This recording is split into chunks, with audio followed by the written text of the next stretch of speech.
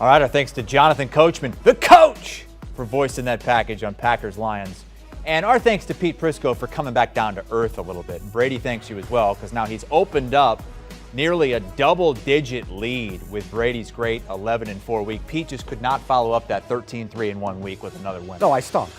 And I put it in, there's no other way to describe it. I stunk. It's like your golf game. You hit one great shot, then you never follow it up. Then you hit a great shot, then you never follow that up. That's kind of how it works. Oh, last time we played, I beat you. Oh, here we go. It's strokes. It's strokes. You've been talking about that for 4 years. I beat you. Ask Mike Kaiser, one of our bosses. He'll tell you. I will, and he'll say with strokes. No, it wasn't with strokes. By the way, I'm going to put a little asterisk next there because I should have had Carolina. Give me a break. I handicapped that game the right way.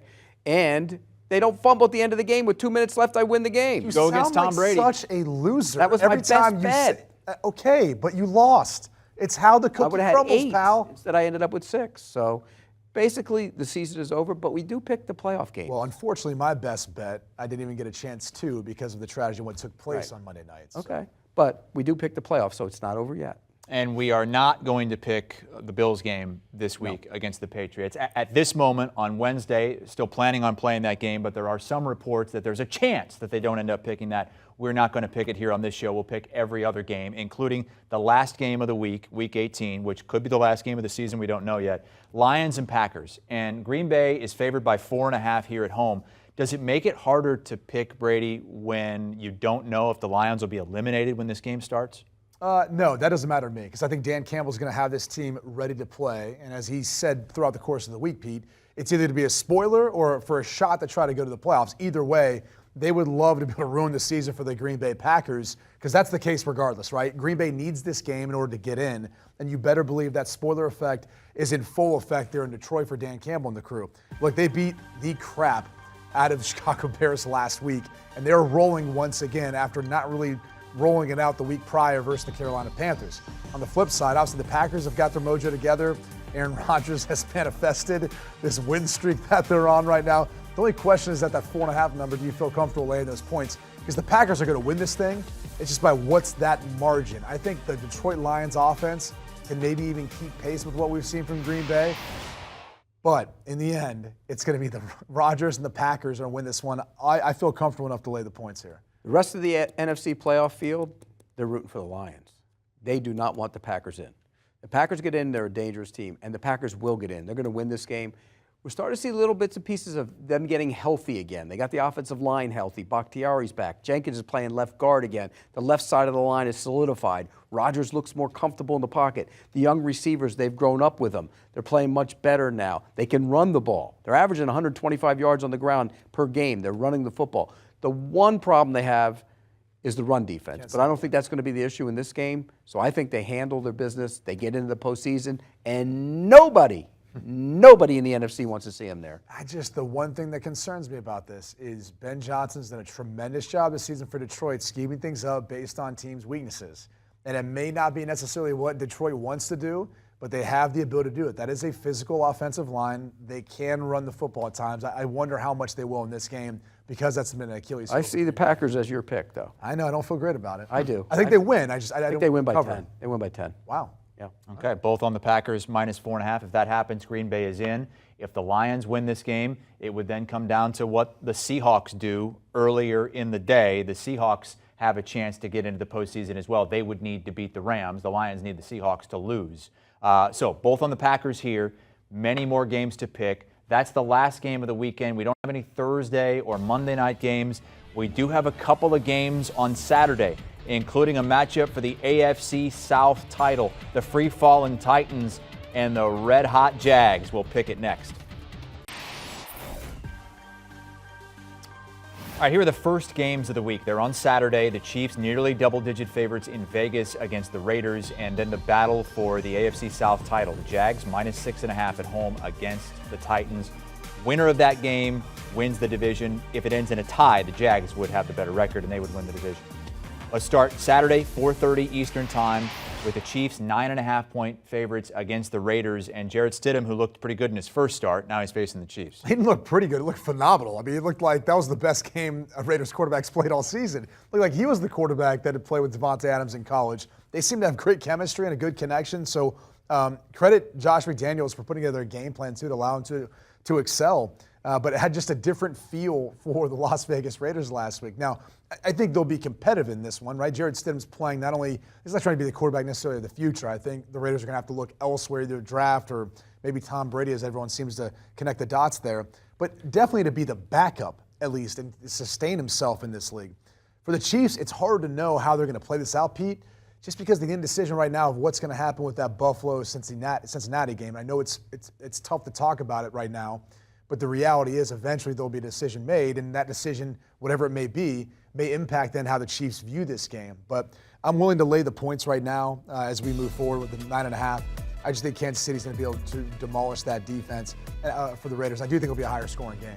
Stidham played well last week, and that's a good defense he played against. I mean, that's the 49ers. That's the best defense in the league, and he did a nice job. And he didn't cry after the game, so that's bonus points for that. So he has that going forward. I think why are you making a face, Brady? You just can't get over it. You can't let it go. Oh, the poor guy's not even with a team anymore. He cried himself out of a job. There you go. He should be crying now. And you're referencing Derek Carr. Yes. If you don't know. Yes. Yeah. The Chiefs will come in here, and I think they're going to, whatever they need here, they're still going to put up a number. I don't think the Raiders are very good on defense. I think you'll see them put up a number. Mahomes and that defense Mahomes has looked great this year. The defense hasn't looked that fantastic. They don't rush the passer as well, aside from Chris Jones.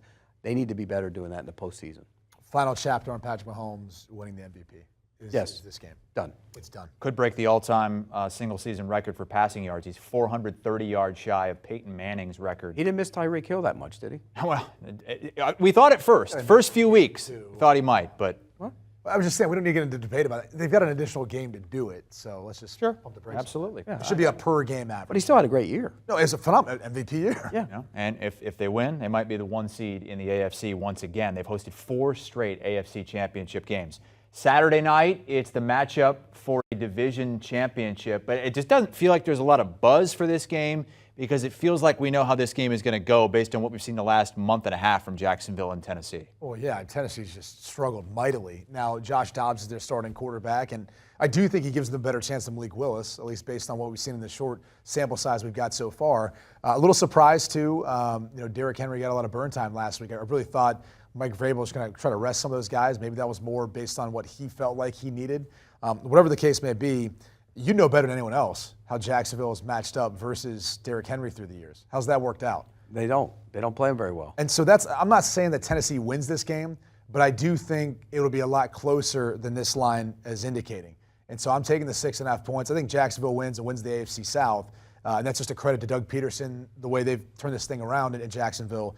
But Derrick Henry will still have his success running the football. And I think Dobbs is capable enough of making a few throws here and there to keep it interesting. You're on the side of history, actually, in this one. Yeah.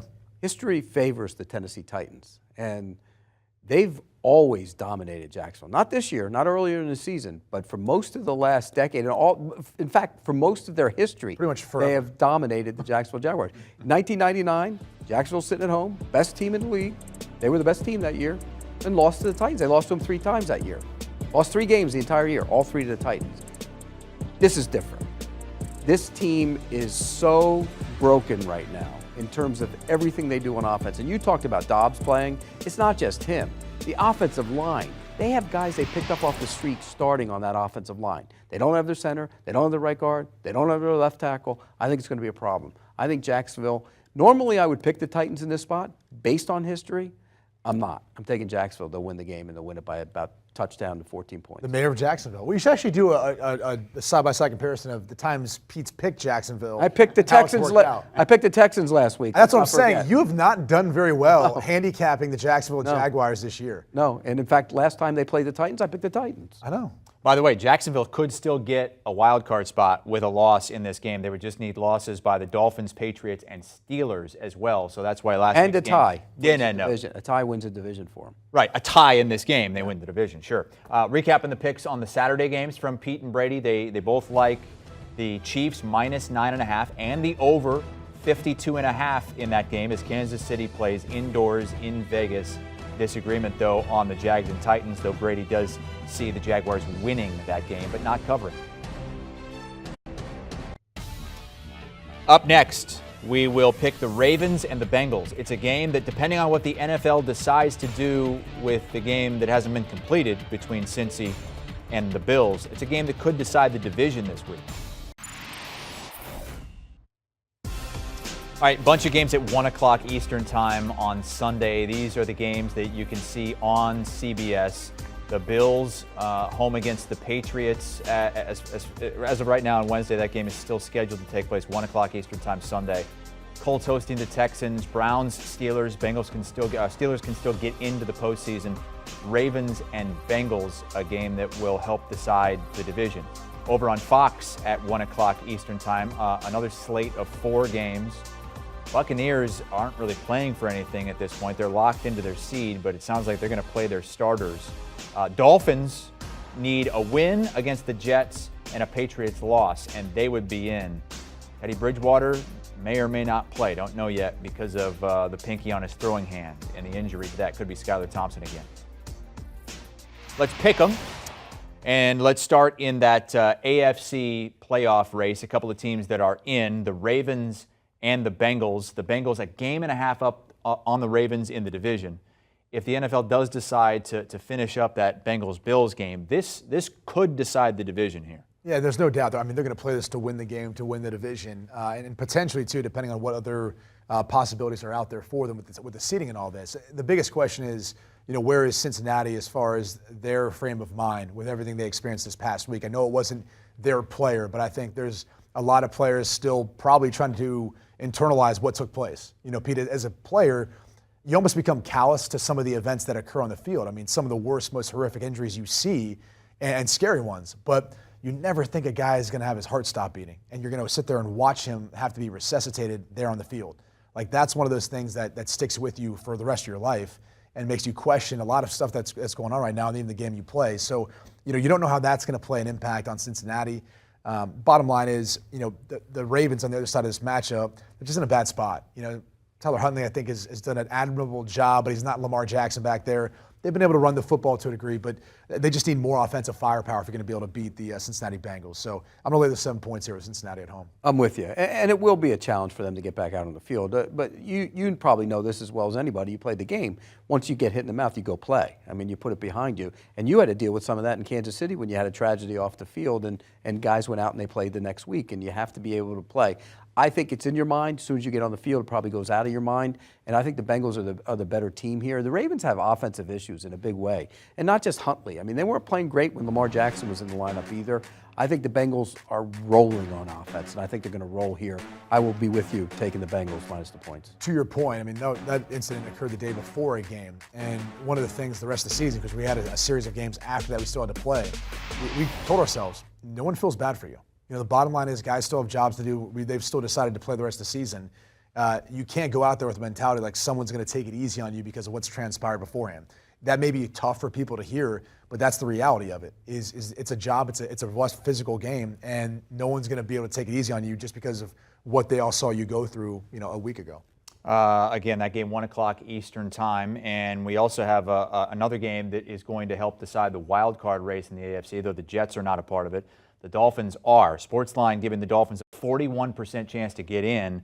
They need some help. First things first, win this game. That's part of it. You need a quarterback that's able to play the entire game. I mean, my goodness, every time Teddy Bridgewater goes in this year, he gets knocked out, and then Skylar Thompson's put in. If I was Mike McDaniel at this point, I'd probably practice Skylar Thompson the entire week. And I don't know what the reps are at this point between him and Teddy Bridgewater. Well, what's you played with a finger, right? A pinky finger is probably the most insignificant of any of the fingers on your throwing hand, okay? Really, the three most important are your thumb, your index, your middle finger. Those are the three that are going to stay on the ball the longest. It's going to help guide it. It's going to give it the most power and pop off of your wrist. The pinky, honestly, I mean, sometimes guys will mess around practicing, not even put their pinky on the ball and throwing that way just to get a feel for it. Well, they'll literally take their pinky off of it. It's kind of like how you drink some of your beverages with your pinky out. That pinky doesn't go on anything. Look at it. It's just, I'm not sure what happened there, but that's just for being an athlete. That's how you eat too. That's for being an athlete. He always eats with that pinky. No. It's like it's royalty almost. Pete already had a short pinky, but my God, what is that, about an inch long, that thing? Well, look at the size of it. What the hell's going on there? Come on. You shove it in a car door? Just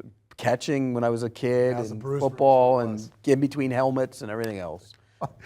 And God. No, I'm kidding. You had that as a can opener. But all that being said, so you think Teddy plays? Yes or no? I think he's going to play. He should play. especially for his livelihood in the NFL at this point. I mean, we've now seen him a couple times get knocked out of games. You're going, come on, at some point, you got to make sure there's a backup. You can be that insurance policy that's going to be there and go play. But I'd still be giving Skylar Thompson a ton of reps. A week after the injury, is it much better if you do your pinky like that? It depends on the extent of the injury. I mean, it should be better at this point. So he should play. He should play. He should play. That being said, I just think, look, the Dolphins are a better team. They're playing at home. They should be able to win this game. Mike White had a really rough outing. That was his worst performance of the season. Versus a defense that's struggled this year in Seattle. Being kind. Well, okay, but the bottom line is, I think the Dolphins will be able to show up. They'll be able to win this game. We've got it right here at a pick 'em. In some books, you're even seeing the Dolphins get a point. So I feel good enough about where the Dolphins are at, where I think this will be a low-scoring game, but I think the Dolphins win this one. The quarterback defender was being nice to Mike White because he was dreadful last week, okay? He was awful. And now they're playing, back-to-back road games. It's tough when you're eliminated in one of them and now you got to go on the road. I like Miami too. I don't think Miami is going to light up the scoreboard against this defense, but I think they're going to find a way to win the game and get in. So I'll take Miami. You keep looking at my pick. I can't stop looking at that gnarly thing. It is gnarly, though. Is Zach Wilson done with the New York Jets? Because Robert Saleh says come hell or high water, he's on this team. I would say no. I wouldn't say no, he's not done. Okay. Yeah, it's too early to give up. I just don't see the point. Like at Bring this him to camp, and if he scatter shoots it all over the place, then you get rid of him. But what's the point of it? Why give up on him now? Because you want to get draft picks for him at some point. Maybe Who's going to? Okay. Wait, is he they're going to give up at that point? They're going to give up on him, but somebody's going to trade draft picks for him. They'll give you something for him. Maybe, yeah. You got a ham sandwich sitting somewhere you want to trade for him? They roll that ham sandwich into maybe a nice little filet mignon. There's no conceivable way anybody's giving anything for Zach Wilson. Well, okay, if he stays there longer and he gets beat out or continues to look poor, are they giving anything more for him then? No, but might as well take a look at him and keep him and see what he can do in camp. They've had him for 2 years. Well, but he's banged up last year. He got hurt last year. I mean, I'd bring him back, see what he does in camp and preseason. If he stinks, then you get rid of him. How about my roast beef sandwich, Pete? Would you take that for him? No, that's You way too nice. saw me make my roast beef sandwich earlier today for lunch. You did. All right, Browns and Steelers, and Pittsburgh's still in it as well. Sportsline says just a 20% chance to get in because they need a bunch of things to happen. They need to win. They need to beat the Browns, obviously, but they need the Patriots to lose and the Dolphins to lose. I'm on the side of Pittsburgh here. I hate admitting that because, given my fandom as a young child and obviously played for Cleveland, I'm pulling for them. I hope they are able to spoil things for Pittsburgh. We had the opportunity to do that one year, and that was fun. I just think Pittsburgh is starting to find their rhythm with Kenny Pickett at quarterback. They're running the football better with Najee Harris. This Browns defense has been much improved, I want to say, after maybe week 7. Now, look, some of that has to do with the weather. Some of that has to do with maybe who they played to and some of that. And their offense looked better last week versus Washington. I just think this defense is playing still at a really high level. TJ Watt has been the difference maker for Pittsburgh since he's come back this year. So I'm going to lay the 3 points here with Pittsburgh. My heart hates it, but my head feels like it's the right call. I'm on the other side. I'm going to take the Browns. There was some, really nice things at times what the Browns did on offense, and I think they're starting to feel comfortable with Deshaun Watson a little bit at quarterback, which is a good thing. And defensively, you mentioned they played very well. Look, aside from the last drive, Kenny Pickett didn't do a lot in that game. No, but he did a lot in that last drive. But that's 2 games in a row where he's done it. And I think he's going to be a really good quarterback. I just don't think this is going to be a game that goes up and down the field. I think it's a lower scoring game. I'll take the Browns. I'm with you on that. I might like the under better than anything, especially at round 3. Yeah. All right, let's go over to the NFC. The Minnesota Vikings missed their opportunity to get potentially a 1 seed last week, just getting smashed by the Green Bay Packers. Now they go to Chicago, and Justin Fields is not going to play in this one. It's not. It'll be Nathan Peterman as the starting quarterback. Look, Chicago wants to run the football in general, so that's what this game is probably going to be, a shortened game, one in which we're going to see a lot of running from the Bears. And for the Vikings, at least to the best of my knowledge, it looks like they're going to rest some of their starters. And so it really comes down to the depth of each of these teams and how they square off.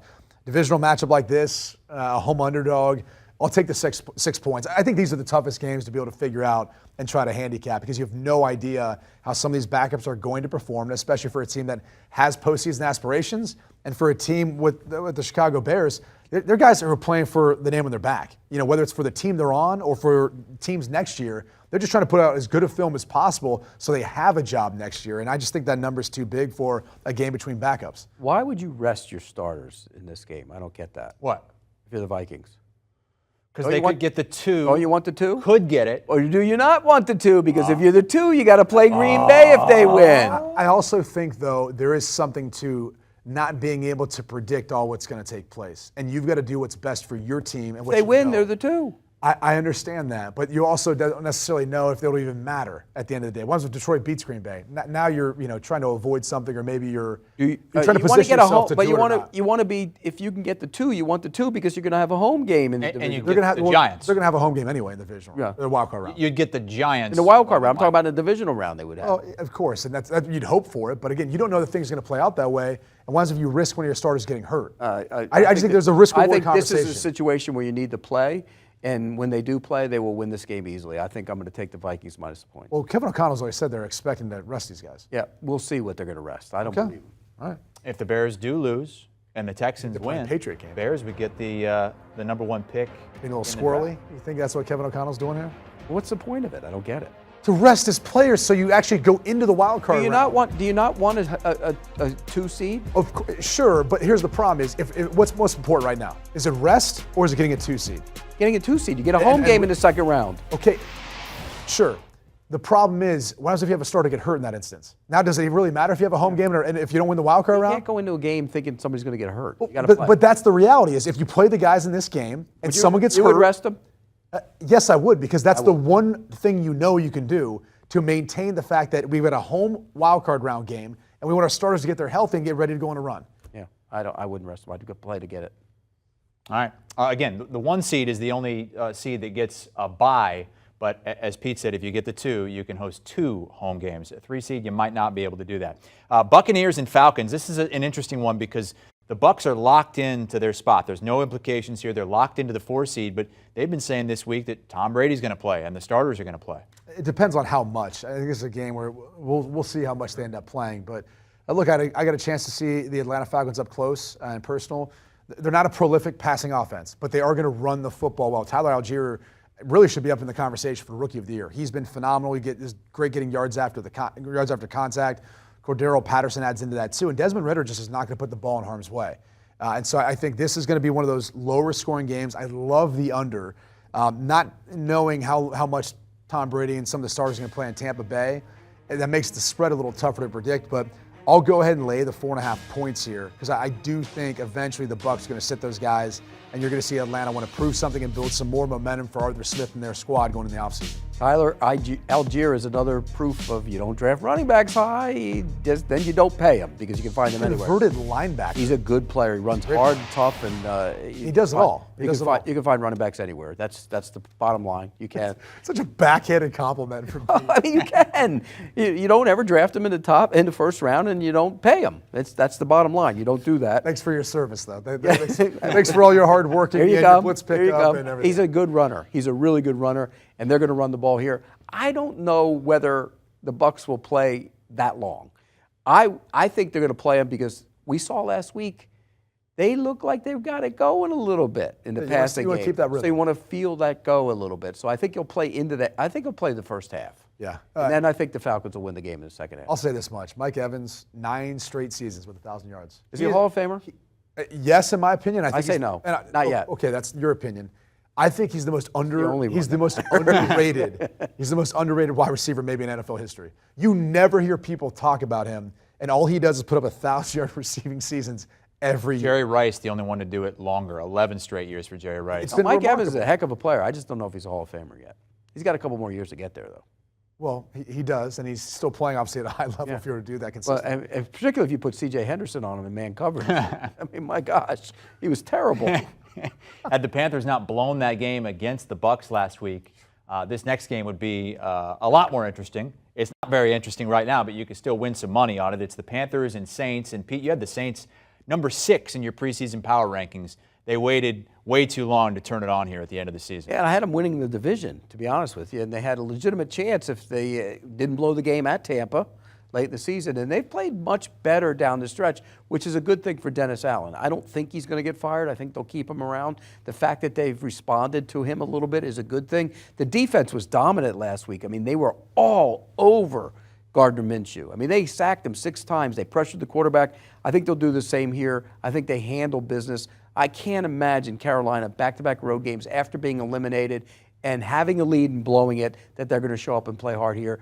I like the Saints to win this game and cover the number. Yeah, I think you look at Carolina, it's tough, right? Interim head coach Steve Wilkes, he's done an admirable job, but you're not expecting him maybe to be the guy going into this offseason. So what are you really playing for? We talked about playing for the name on the back, that's one thing, but everything all was lost last week. Maybe they're still having a bit of a hangover from the effects of that. And plus, going up against the Saints defense, you talked about it. It's not just last week they've been playing great. They've been playing great basically for the second half of the season. They've really turned it on. So I think they'll be able to cover this number, 3.5 at home. What's that? What'd you say? Play for the name on the back? Yeah. If I was in the NFL, I'd always be playing for the name on the back. But I'm saying Pete Prisco. But before you're eliminated from postseason, you still have the Pro Bowl, you still have Super Bowl, you have all those aspirations and the things you talk about as a team. When you get to this point, guess what? There's not a whole lot of people talking about team goals. Brady, in week 1, I'm playing for the name on the back. I promise you. He would be the type of guy at this point in time of the year, if his team was eliminated, he wouldn't be playing at all. He would act like he pulled a hamstring and he'd be out there like if I was sideline. Like if I was Josh Jacobs on the Raiders, and I already wrapped up the rush title, I might, and I'm a free agent at the end of the year. Ooh, my toe hurts. You are the most selfish SOB I've ever met in my life. Coming from you, that's priceless, by the way. Texans and Colts, a combined 6 wins between these teams. Texans can wrap up the number 1 overall pick with a loss here.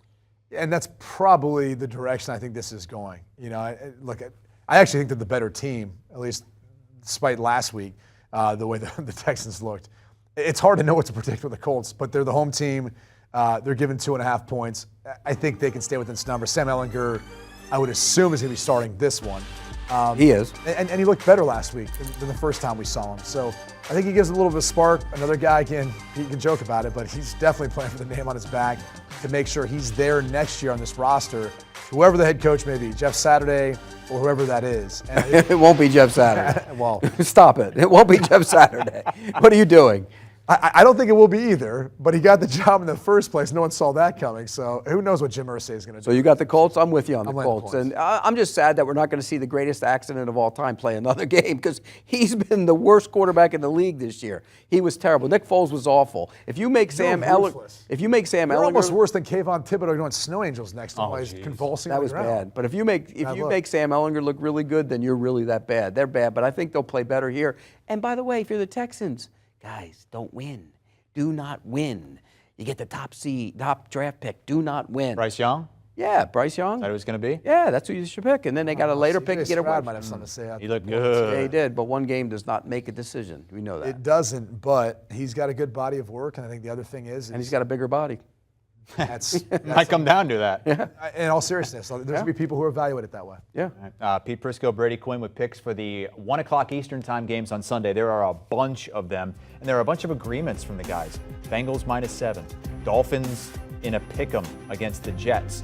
They like the Falcons -4.5 against the Buccaneers, a game that did not mean anything for Tampa. They also agree on the Saints, who are laying 3.5 at home against the Panthers, and the Colts to win their 5th game of the season and cover that 2.5 against the Texans. We move to Sunday's late games next, and a game Lions fans will be invested in. If the Rams can beat the Seahawks, that Lions-Packers night game will be a winner-take-all for the wild card. All 5 late afternoon games on Sunday kick at 4:25 Eastern Time. They all have playoff ramifications. The Eagles can clinch the 1 seed with a win over the Giants, and they are 14-point favorites in that game. If they lose, it would be a big upset. If they lose that game, then you bring the Cowboys and the 49ers into things as well. Pick these games with Pete Prisco and Brady Quinn. I'm Chris Hassel. Let's start with a game that has wild card ramifications. It's the defending champs, the Rams, looking to ruin the season for the Seahawks, who need a win and then a Packers loss. And they're capable of doing it. You know, whether or not that happens, I don't foresee that being the case. I thought the Seahawks stepped up in a big way last week. Geno Smith as well, and the way this team's kind of obviously still filling their chance to really, I don't think they're still thinking about the whole Russell Wilson thing and all of that, and kind of proving the fact that they were better off without him. But you get the sense a little bit that it'd be like the dagger and twisting it a bit based on how things have transpired in Denver. But credit Geno Smith, the way he's played this season. The defense, too, rallied, played better last week for for Seattle versus Mike White. As bad as he looked, obviously the defense needs to deserve some credit for that. So I think similar deal here. The 12s will be there in full effect. I'll leave the 6.5 points here at Seattle. I'm with you. They were impressive last week on defense. For a defense that had struggled in a big way, they were actually really good last week on defense, and I think that's actually against Kansas City, they weren't that bad either. They gave up less than 300 yards, I think, in that game. So I do think that they'll play better here. The Rams are done, and you know what the Rams do? Go home, look at your Super Bowl ring, and then go to Cabo, and then start worrying about next year, because they sold their soul and they got one. It's all that mattered. You won the Super Bowl and you sold your soul. This is what you had to deal with. But if you have to deal with it again next year, then we start having problems. So 1 year is okay, but I'll take Seattle here. Okay, I couldn't quite tell if you were saying that was like a bad thing or a good thing. Oh, it's a great thing. You got the ring. You sold your soul. You got the ring. It's ring. the most important thing. Shiny as Pete's. If every team could get one every 10 years, they would take it in bad years after that. Oh, Burrow needs 2 in 10 years. Yeah, one in 10. It's true. We've run through One. a few. Cards and 49ers. San Francisco still potentially playing for a 1 seed. If the Eagles get beat, San Francisco wins this game. They get the 1 seed, and the line is big. There's a couple 14-point spreads here in the late window. This is one of them. Yeah, this one's big to me, and I don't know. It seems like a lot of points, especially considering how San Francisco looked versus Jarrett Stidham last week. It didn't make me feel great. And not that, like, the Arizona Cardinals couldn't put up some points here and keep this one within that number. That's really the only reason why I think I'm taking the 14 points in Arizona, even though they're back-to-back weeks on the road. Obviously a lot of pressure and heat's on Cliff Kingsbury, and they're going up against the number 1 defense in the NFL again, but didn't look great last week, and still a lot to play for here. So I'm going to take the 14 points. Don't feel great about it. This will probably be one I'm going to regret next week, but it's just too big of a number. You got blinded by the fact you did their game last week. It's not so much that. I'm watching the Raiders and Jarrett Stidham and just doing, well, why can't David Blau do this? I'm just glad you're able to pick this game this week, because you couldn't pick that game last week. That's right. Well, it wouldn't have mattered anyway. Yeah. But I'm going to take 49ers because they were so bad on defense last week. They're going to rebound? They're going to come back with a vengeance and destroy the Cardinals. That'll be an ugly offensive showing for Arizona. I'll take San Francisco minus the points. That game taking place at the exact same time as the Eagles-Giants game. And again, 49ers need the Eagles to lose. But the Eagles are 14-point favorites in this one as well. And the reason is the Giants are already locked into the 6th seed. And the Eagles just crushed the Giants just a few weeks ago, rushing for over 250 yards. Yeah, and that's one of the reasons why I'm going with the Eagles here. I'm kind of expecting Hurts to play. Well, he's going to play probably, but that's what it looks like. How healthy will he be?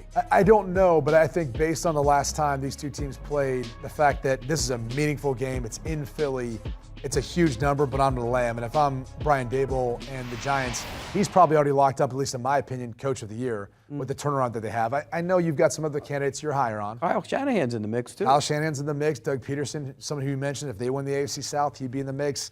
I would go with Brian Daboll in this case. But I think you got to start thinking about resting some of your guys in this one. So I think it could get out of hand because of that, where the Eagles still have a lot to play for, at least in that number 1 overall seed, and probably even getting hurt some reps, knocking off some of that rust, where the Giants don't really have anything to gain here. I'm taking the 14, and the reason I'm taking the 14 is we don't know what Jalen Hurts is going to be like when he gets back out there. I don't think he's going to be the same guy. Just to assume that is crazy because he's been out for the last couple of weeks. If he can't run, I think it's crazy to assume that he'll come back out and play well. Be the same? No, not play well, but be the same explosive guy that he's been for the last couple. It's not his legs; he can still run. It's his shoulder, and it was more about pain management. Taking shots, you don't want to run him that much. He's got a couple. I mean, I wouldn't want to run him that much if he's. He'll get down. He takes care of himself well. I don't want to run him that much if you're getting ready for the postseason. That's all I'm saying. I think the Giants will find a way to hang around. And why are the Giants not playing guys? Are they? All the veteran players, they've been around so long, they could sit them out. They should be playing guys in this game. Game doesn't mean anything. This is what, it's not meaningful, and you have to look at risk reward. What do the Giants have to gain? Nothing. I know. What do they have to lose? Once upon a time, all those starters. Once upon a time, a Giants team played in week 17 and ended up winning a Super Bowl. Because that was against an undefeated team. And did they have to play in those games? No. They didn't go in as a wild card? They did not have to play. They didn't go in as a wild card? They went in as a wild card. Oh, okay. They had already locked it up. They didn't have to play that game. They were in. They did not have to play. You're losing one example. There's countless others, too, of guys getting hurt at the end of the season and not helping them. Give me one. Okay, of course you're going to put them on the spot right now. I give you 1,000 where the guys have been rested and been better off, too. Yeah. I mean, I think you should. Ask any a coach, young ask team. any player. Look, I'm usually with you, but I think if you're a young team, you need to play. If the Giants could pull this off, and it would be a big surprise, the Eagles could fall from the 1 seed in the bye all the way to having to go on the road wild card weekend. And that would open things up for the Dallas Cowboys, who are playing at the Washington Commanders, who have been eliminated, and Washington is going to start the rookie Sam Howell at quarterback. Yeah, and for that reason, it's a tough task going up against the Dallas Cowboys, who are still playing a very meaningful game for them. They need to win this one on the road. So I'll lay the 5.5 points here. I don't think they'll have any issues whatsoever based on what we saw from Washington last week, who struggled against the Browns, not only to score points, but I think to stop the Browns offense, which has at times been anemic here down the stretch. So this one was relatively easy. Should have made this my best bet, by the way. Hey, can I switch, Jack? Is it possible? Too late. Right. Too late to turn back now, as they used to sing. I'm going to take the Cowboys as well. If I were Sam Howell this week, I would work on running a lot, getting outside the pocket, because he's going to chase him around all day. That offensive line. How many times have they been as spinning tops or candidates for the spinning tops this year? You had 3 times. Terrible offensive line. Terrible up front. They've had problems in the last couple weeks. Really bad problems. And I think it's going to show up here. I'm going to take the Cowboys with that pass rush to win this game and cover the number. And then it sets up Cowboys at Bucks next week if they don't get the number 1 seed. Jack, again, can I change this to my best bet? He said you can. Yeah. I mean, he said you can do it. I'm going to go ahead and make this my best bet. Okay, we'll get back to that. He was giving me a hard time because I didn't sell my best bet earlier as well. Yeah, well, your original best bet was the Packers, and you kind of waffled on Packers minus. I don't feel great. This is a tough week to pick in. Make a decision, would you? I want to go with the Cowboys. Okay, we'll get back to that in just a minute. One more game to pick, 4:25 Eastern Commanders on Sunday. It's the Chargers at the Broncos. Broncos finally get to put this season to bed. For the Chargers, they're only playing for seeding, but it's the difference in the 5 or the 6 seed. Is that much of a difference to you guys? Not really. I mean, again, we're kind of looking at maybe the Bengals or the Yes, Bills. it is. Chiefs. Wouldn't you rather play Jacksonville than play the Bengals or yeah, if it's the Bills difference between Jacksonville, because if you get the 5, then you get to go to Jacksonville. I get that. And this is if you kind of understand I'm sure most people want to play the Jacksonville Jaguars. They'd rather go there and play them. I'm sure you'd rather be the 5 seed in this case. You also don't, I mean, look, if it was Tennessee, even more so, right? Going to Tennessee to play that game. Again, I keep going back to you would rather rest guys if you can to ensure that they can get there as opposed to putting that risk just for a seeding matchup. Like no matter what, you're still going to have to go through some of the top teams at some point on the road. And so I keep going back to that here. I would suspect Brandon Staley is going to keep Justin Herbert in this game for very long. And especially considering the Broncos defense can play well. They matched up well with Kansas City last week, one of those big bets that you laid all the points last week and ended up losing. It was a loser. It was a loser. I had plenty of losers last week. I'm going to take the 3 points. I was a big loser. Russell Wilson, the offense, is starting to come along a little bit more, and that defense still, I think, can match up well with the Chargers. And I don't suspect they're going to play their guys the entire game. A couple other things at play here for the Chargers when you talk about seeding and where you want to play. Okay, the AFC South team has played the first game in the postseason all but 2 years since 2010. Wow. Think about that for a second. Because they have no marquee sizzle or anything to them. Right. So they're probably going to play the first game on Saturday. The team that wins that game will have an extra day's rest. You're talking about rest, and you think rest is all that important. So if you're going to go play that. Again, it's ensuring that you get your starters to I'd rather play the 4 seed with no rest than play the 3 seed with any rest, Brady. They got to play to win. A guy who hasn't had to deal with that before. Play to win the game. He's been in the locker room with a tape recorder. He's seen a lot of naked guys with a tape recorder. Yeah. Common sense sometimes overrules. Yeah, so you want your players to get there healthy. You want them to. They're going to play a day earlier if they do that. That's if those guys don't get banged up in this game. Yeah. Well, I think you play to win. At this late in the season, if you can get your guys rest, you give them rest. 100%. All right, these are the Sunday late afternoon games. And again, there's only one more game after the late afternoon games on Sunday. That would be Packers and Lions, which we picked earlier in the show. The guys both like the Packers minus 4.5 against Detroit. Here are the picks in the late afternoon. They agree on the Seahawks, Cowboys, and Broncos. Can we make any logic of this? You just defended the Chargers and all this stuff, but you're taking the Broncos. You didn't even talk about your pick. Well, I think the Broncos are going to hang around. The Chargers are, even though if they play their guys, they're capable of charging, by the way. We've seen that before. You're unbelievable. We've seen that before. I'm just saying who I'd rather play. You never even justified why you're taking the Broncos. You'd rather play the 4 seed than Why are you taking the Broncos? He's coming around on Russell Wilson. Because, you know what? I think they're going to score, and I think the Broncos defense will play well here. All right, we have one more block to go, and it's where the guys give their best bets. Brady's hinted at a couple. No, he already changed his best I bet. changed Well, we'll see. Pete, Found out about that. We're sure what Pete's best bet is. We'll find out next. Wishy-washy. It is a big week for Jacksonville, and we have the mayor of Jacksonville with us here. The Jaguars with a chance to win against the Titans and win the division, get into the postseason after a 3-7 start. We went back and tracked all of Pete's picks throughout the season, whether for or against the Jaguars. Some interesting trends here. Overall, you're just 5-11 at picking Jags games, so you flat out suck at picking. Really bad. 2, you picked the Jaguars, according to our producer Jack, you picked the Jaguars to cover 13 straight weeks to start the season. Then the last 3 games, you went and picked their opponent and lost all 3 of the games. I'm not good at picking those games. I mean, what more can I say? I can't. There's no defense of that. And you picked the Jaguars to cover this week, Correct. 6.5 against the Titans. So the Titans are a lock. And I was on the Titans side on this one. I mean, maybe this is why you're so far behind right now. I don't know. Could be. You're literally chalking up the fact that your hometown mayor team, you do a radio show there, you got your Hall of Famer, Tony Baselli, and you can't figure it out. No, I can't.